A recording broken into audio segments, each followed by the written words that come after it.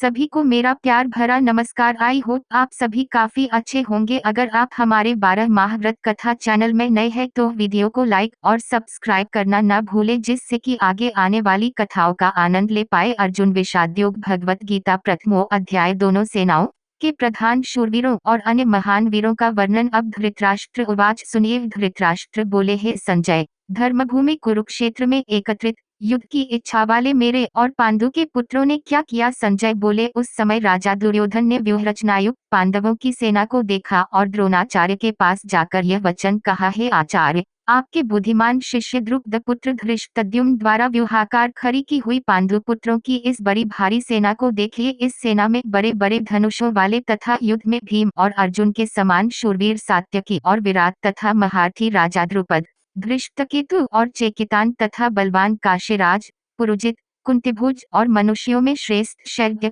पराक्रमी युधामन्यु तथा बलवान उत्तमौजा, सुभद्रा पुत्र अभिमन्यु एवं द्रौपदी के 5 पुत्र, ये सभी महारथी हैं। हे ब्राह्मण श्रेष्ठ, अपने पक्ष में भी जो प्रधान हैं उनको आप समझ लीजिए। आपकी जानकारी के लिए मेरी सेना के जो जो सेनापति हैं उनको बतलाता हूँ। आप द्रोणाचार्य और पितामह भीष्म तथा कर्ण और संग्राम विजय कृपाचार्य तथा वैसे ही अश्वत्थामा, विकर्ण और सोमदत्त का पुत्र भूरिश्रवा और भी मेरे लिए जीवन की आशा त्याग देने वाले बहुत से शूरवीर, अनेक प्रकार के शस्त्रास्त्रों से सुसज्जित और सब के सब युद्ध में चतुर हैं। भीष्म पितामह द्वारा रक्षित हमारी वे सेना सब प्रकार से अजेय है और भीम द्वारा रक्षित इन लोगों की यह सेना जीतने में सुगम है। इसलिए सब मोर्चों पर अपनी अपनी जगह स्थित रहते हुए आप लोग सभी निःसंदेह भीष्म पितामह की ही सब ओर से रक्षा करें। दोनों सेनाओं की शंख ध्वनि का वर्णन। कौरवों में वृद्ध बड़े प्रतापी पितामह भीष्म ने उस दुर्योधन के हृदय में हर्ष उत्पन्न करते हुए उच्च स्वर से सिंह की दहाड़ के समान गरज कर शंख बजाया। इसके पश्चात शंख और नगारे तथा ढोल,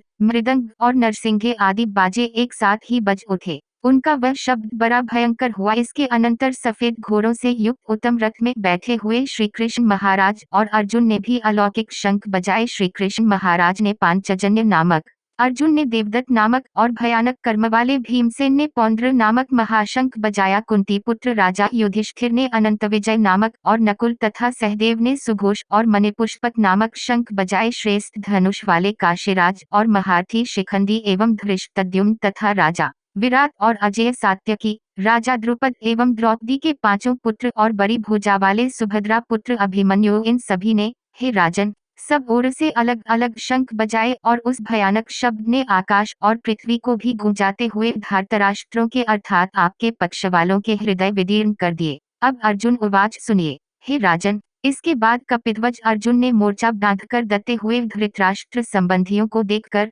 उस शस्त्र चलने की तैयारी के समय धनुष उठाकर ऋषिकेश श्री कृष्ण महाराज से यह वचन कहा, हे अच्युत, मेरे रथ को दोनों सेनाओं के बीच में खड़ा कीजिए और जब तक कि मैं युद्ध क्षेत्र में दत्ते हुए युद्ध के अभिलाषी इन विपक्षी योद्धाओं को भली प्रकार देख न लूं कि इस युद्ध रूप व्यापार में मुझे किन किन के साथ युद्ध करना योग्य है, तब तक उसे खड़ा रखिए। दुर्बुद्धि दुर्योधन का युद्ध में हित चाहने वाले जो ये राजा लोग इस सेना में आए हैं, इन युद्ध करने वालों को मैं देखूंगा। अब संजय उवाच, सुनिए। संजय बोले, हे धृतराष्ट्र, अर्जुन द्वारा कहे अनुसार महाराज श्री कृष्णचंद्र ने दोनों सेनाओं के बीच में भीष्म और द्रोणाचार्य के सामने तथा संपूर्ण राजाओं के सामने उत्तम रथ को खड़ा कर इस प्रकार कहा कि हे पार्थ, युद्ध के लिए जुटे हुए इन कौरवों को देख। इसके बाद पृथापुत्र अर्जुन ने उन दोनों ही सेनाओं में स्थित ताऊ चाचों को, दादों परदादों को, गुरुओं को, मामाओं को, भाइयों को, पुत्रों को, पौत्रों को तथा मित्रों को, ससुरों को और सुहृदों को भी देखा। उन उपस्थित संपूर्ण बंधुओं को देखकर वे कुंती पुत्र अर्जुन अत्यंत करुणा से युक्त होकर शोक करते हुए यह वचन बोले।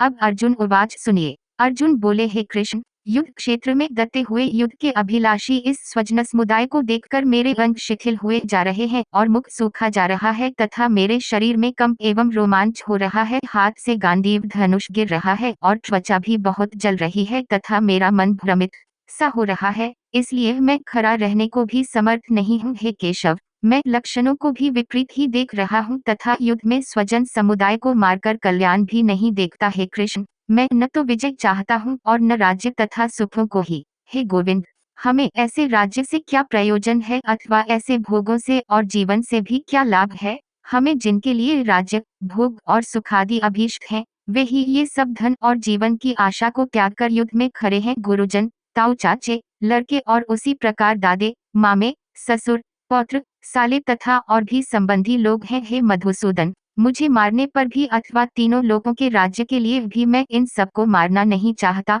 फिर पृथ्वी के लिए तो कहना ही क्या है।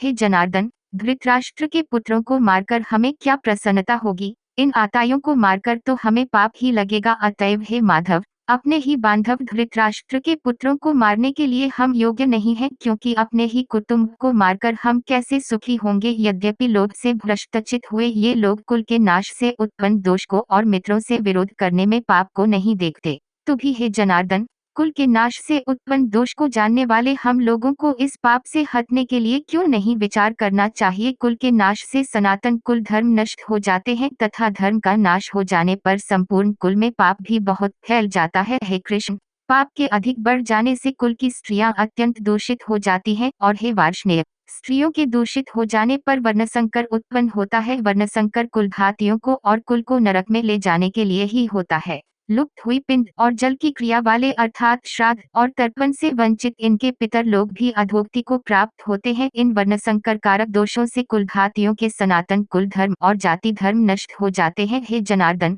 जिनका कुल धर्म नष्ट हो गया है, ऐसे मनुष्यों का अनिश्चित काल तक नरक में वास होता है, ऐसा हम सुनते आए हैं। हाँ शौक, हम लोग बुद्धिमान होकर भी महान पाप करने को तैयार हो गए हैं, जो राज्य और सुख के लोभ से स्वजनों को मारने के लिए उद्यत हो गए हैं। यदि मुझ शस्त्ररहित एवं सामना न करने वाले को शस्त्र हाथ में लिए हुए धृतराष्ट्र के पुत्र रण में मार डालें तो वे मारना भी मेरे लिए अधिक कल्याणकारक होगा। अब संजय उवाच सुनिए। संजय बोले, रणभूमि में शौक से उद्विग्न मन वाले अर्जुन इस प्रकार कहकर बाण सहित धनुष को त्याग कर रथ के पिछले भाग में बैठ गए। श्री कृष्णार्जुन संवादे अर्जुन विषादयोगो नाम प्रथमोध्याय।